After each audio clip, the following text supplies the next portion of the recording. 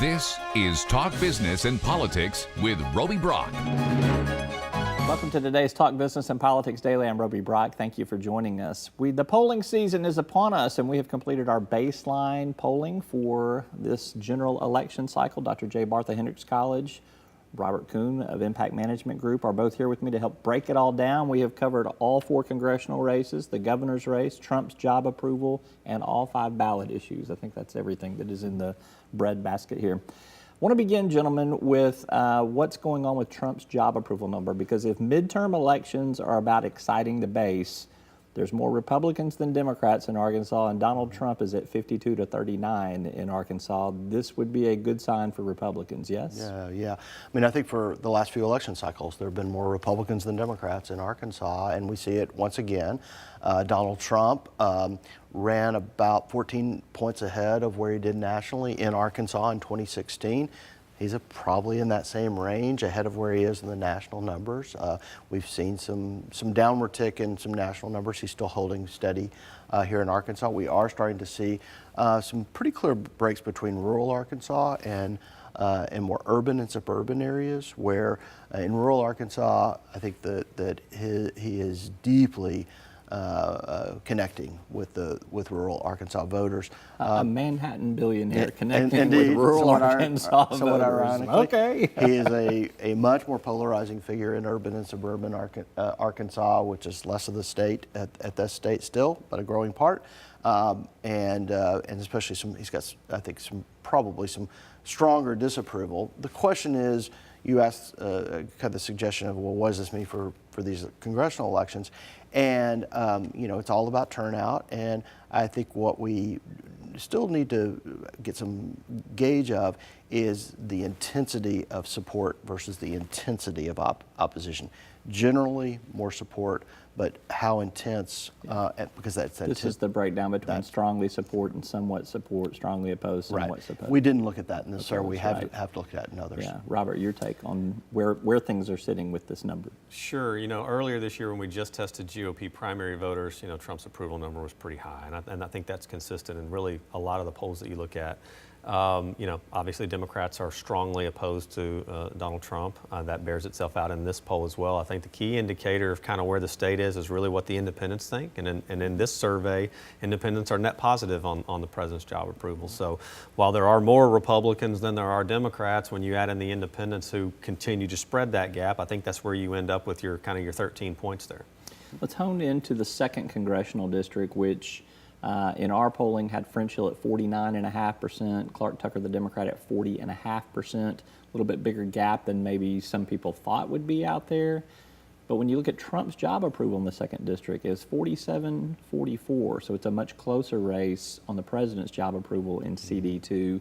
Does this suggest to you, Robert, that 9-point lead that French Hill has could evaporate with the right messaging and with some more political organization from Clark Tucker? I think it's possible. It's possible that the president could be a liability in that race. I think the danger, if you're the Tucker campaign, is if you go full throttle, any kind of polling that you're getting on some independents, you may see some attrition because they don't appreciate, what you're doing. Now, I don't know how much of that really bakes into it, but thus far you haven't seen the Tucker campaign really go after Trump.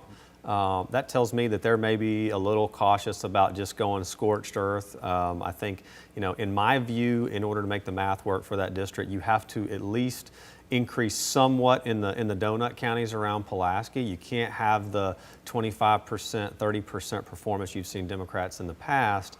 I don't know specifically about Saline and Faulkner County and White County where the big votes are. Yeah. So it's ramp up in Pulaski County, increase the floor a little bit outside of Pulaski County, but if you go lock, stock attacking the president, I'm not sure how much you can really increase. So there's kind of 2 different ends of that rope, and they got to figure out which way they want to pull it. Yeah, I think they clearly would be probably ill-suited to attack the president on TV because that covers the entire district. I think we might see more targeted mail, especially in Pulaski County, where I think all signs are the president is less popular than in the rest of the district. I think we may see some targeted attacks on French Hill's voting allegiance with the Trump agenda. I think that's probably more likely to happen because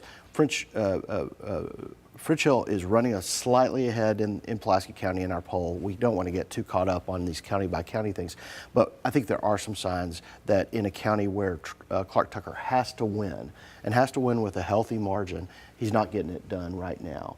And I think that President Trump, especially with those strongly opposed to Trump voters in Pulaski County, may be a crucial component. Looks like it could be a coming home, though, for Clark Tucker, the Democrat in Pulaski County. It's clear that a Democrat's going to more than likely win Pulaski County. French Hill's sitting about where he did last cycle at 47%. I think he's got 46% in Pulaski County. Again, not trying to read too much into those county by numbers, but it suggests growth for Clark Tucker's potential is there. I would absolutely expect Clark Tucker's numbers in Pulaski County to go upward, and think that conventional wisdom would be that the Democrat would win Pulaski County. I think the big question, though, is what is the floor in Pulaski County for French Hill? You know, you look at Pulaski and you think about Little Rock, but you got to remember, you know, Jacksonville, Maumelle, West Little Rock. I think there's a significant amount of Republican-leaning voters, and I think French Hill probably has a floor somewhere 43, 44, might do better than the floor. Got But 42 in 2014. you know, I mean, against Pat he's only Hayes. going to go so low, which then only leaves a certain amount of room on the high side for Tucker, and I think that that's where the math gets a little challenging. Banking on some young voters to turn out too, some first-time voters to come out and maybe change the dynamic. We look at historical performance by and large.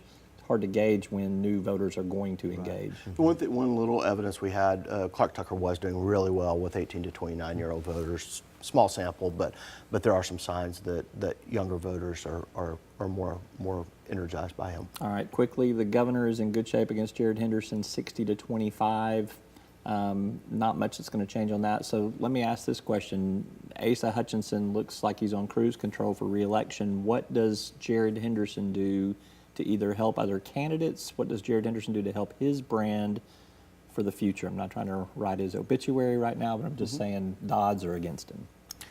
I don't know that Jared Henderson can help other candidates. I don't think at 25% you're really bringing any value. I think, you know, you've got him at 25 and, you know, Chinton Desai's at 22, and, you know, I don't know what you're really bringing that really brings anybody else up. Maybe at the state legislative level in a couple of pocket areas, but even Jared's not pulling the lion's share bulk of the Democrats that he needs to be pulling against the governor. And so if he tries to start translating, I'm going to be the party faithful guy, the whole party's not really even following him at this point. So I just don't know that there's really a whole lot of opportunity for him to influence other races. Yeah, I think I tend to agree with that. I think it's going to be some outside national forces that may be more important in terms of some of those local races. I do generally agree with that. I think that that in terms of his own kind of future, he's really got to be sure that he has totally shored up the Democratic base and progressive-leaning independents. He's not quite there yet. We see that he is underperforming with Democrats. Governor Hutchinson getting about 1 in 5 Democratic identifiers. Jared Henderson's first goal has to be to be sure that he is really locked up. I'll say we had him on set this last week for an Asa-less governor's debate here, and he's impressive. He is a passionate deliverer of progressive messaging and has definitely, I think, got a political future in Arkansas, regardless of the outcome of this race. Indeed. Let's move to the two new issues that we revealed midweek are casinos and minimum wage. Let's start with casinos. 41% for, 48% against, 11% undecided. Jay, I'll come to you first on this. Is this still kind of a toss-up, do you think, even though it's the for side is behind? Yeah, I think it is a toss-up. I think we've not seen much communication on this issue. I think that there is a lot of money on the side of expansion of gambling in Arkansas. These numbers look really similar to some, there was a different ballot measure that had some similar traits to this one that was briefly on the ballot 2 years ago. These numbers... Robert's familiar with that. These numbers look pretty similar to that. You know, we didn't continue to poll it because it disappeared from the ballot. But I think that there may be in some of these no votes, you know, some folks who are still a little concerned about saying they're for the expansion of gambling in Arkansas. We saw that in medical marijuana when we've done some polling. I don't know that it'll be quite as significant in this because Arkansas has had the the lottery for a while, and there's a lot of gambling going on in Arkansas.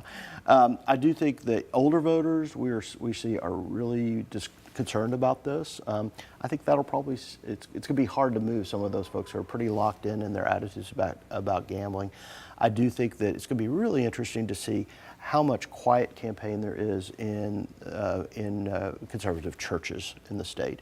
That, you know, the Arkansas Family Council, other groups like that, they can have some real influence in very quiet ways that never see the light of day, you know, congregation by congregation around the state. Will they engage on this? If they do, they can hold those yes votes down. I think this is going to be the closest race on the ballot. This feels the closest at this point. What do you think, Robert? I think it absolutely will be close. I think that based on my experience, the casino issue is one where it's pretty well defined. I mean, every proposal has different pieces to it and does things a little bit differently, but you kind of boil down to a fundamental decision based on gaming in your state. And you typically have something in the 40s on the pro side and something in the 40s on the against side, and you're really battling over what's in the middle and making sure that your people turn out. And so for me, with these numbers, I would just say it's a moving target. I think it probably ebbs and flows a little bit, and a lot of it's going to be based on turnout. As Jay alluded to, the age issue is an issue. I think that there's probably some shoring up that can be done among African American voters in this survey to get them more on board and Democrats more on board. I think if the pro-casino folks do that, I think that helps them at the ballot box. And then, what does the electorate look like on November the 6th? I think there could be a scenario where, there is some movement towards a younger demographic that comes. And when I say younger, it doesn't have to be 18 to 29. No, I think just under our figures 45, show yeah. there's a different kind of break point at 50 or 55. So, I think that it's really becoming a turnout thing, and it becomes also, is there anybody pushing back with money on the other side? I think it's another factor. Yeah. It's interesting, if their turnout operation works, it could actually help Democrats in some of these other races because it's key demographics that Democrats need to get out in the 2nd District and other places. We shall see. All right, lastly, minimum wage, 60% for, 30% against, 10% undecided. It's hard to say you're not for raising the minimum wage, I mean, it's there's a pro-business groups that would oppose this, but in terms of a populist, every man, every woman, average voter there, they tend to know somebody that's making a minimum wage, and they support raising the minimum wage. And this is a pretty careful raise. It's not a $15 an hour. It's a very slow, gradual increase across time. It only gets to 11 at the end of the day. I do think we still have a court challenge to this, and we have a special master looking at the signatures. They barely got the number of signatures needed to get on the ballots. It's an initiated act, I would point out. It's Right. not a constitutional amendment, so there's that's a lower threshold actually Right. for signatures. In terms of numbers. Yeah. I think that's probably the biggest barrier to increasing the minimum wage in Arkansas. I think Arkansas voters tend to be more populist on issues. I think you see that in minimum wage. I think it obviously is part of the term limits support. I think to some degree it plays into issue 1 a little bit on the anti side as kind of a populist Maybe even everyman. some voter ID too. Maybe even voter ID. So that's some of that's consistent across a lot of the issues. I think minimum wage, barring a court challenge that's successful, I think I don't see any reason why these numbers drop off. I think you look at the inside; it's consistent across congressional districts, it's consistent across age. There's really no wedge point that I see in the numbers that would really give somebody running against it the right area to start attacking. All right. Any of y'all want to make any predictions before November 6th, or do you want to wait for another round of polling before you go on the record with something bold in terms of prediction? The only prediction I have is Asa Hutchinson's on cruise control. Other than that, I want to wait and see what issues actually make the ballot. Okay. Yeah. I think that's the key question. Is the court's going to have more to say, especially on the ballot measures, than the electorate for a while. Yeah, we sat at a Political Animals Club today and did a roundtable presentation. Chief Justice Kemp was there. He declined to comment on anything. You gave him a couple We opportunities. did give him a couple opportunities to talk about it, and he said no thanks.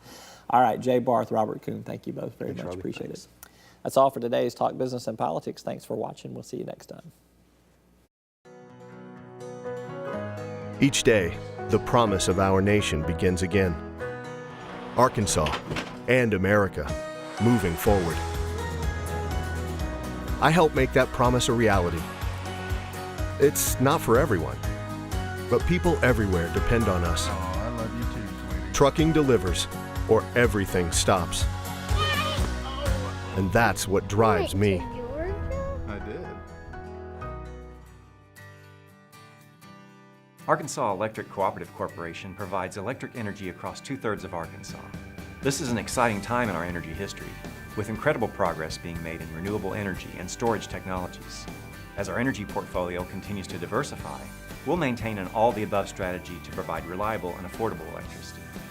Ever since the first light bulbs were placed in our members' homes, the electric cooperatives have been the solutions provider for our members, and we want to continue that well into the future.